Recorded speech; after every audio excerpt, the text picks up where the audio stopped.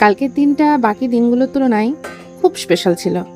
সকালটা শুরু হয়েছিল খুব ভোরে, কারণ ওর ডিউটি ছিল। আর এই দিনটাই ছিল ওর জীবনের একটা বড় মাইলফলক, ওর প্রমোশন, ওর নতুন র্যাঙ্ক। আমি চেষ্টা করেছি দিনটাকে যতটা সম্ভব সুন্দর করে উদযাপন করতে।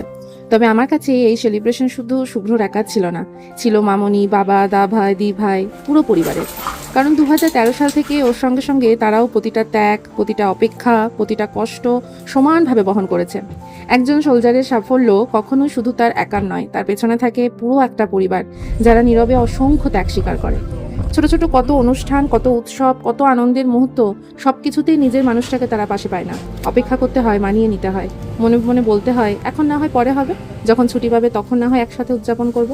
এদিকে আমার বাড়ির অবস্থা এখনো পুরোপুরি গুছিয়ে ওঠেনি। আমি নিজের মতন করে যতটা পারছি একা একা কাজগুলো এগিয়ে রাখছি। আমার কাছে সেলিব্রেশন মানেই লাচ্ছা পরোটা, চিলি চিকেন, তো সেটাই খেতে গেছিলাম। তারপর বাজার সেরে বাড়ি ফিরে সন্ধে আবার বারান্দা অভিযানে লেগে পড়েছিলাম। তারপর ছোট্ট করে আমরা একটু নিজেদের মতন করে সেলিব্রেট করেছি। ছোট ছোট এই মুহূর্তগুলো নিজের মতন করে সুন্দর করে বাঁচিয়ে রাখতে আমার ভীষণ ভালো লাগে।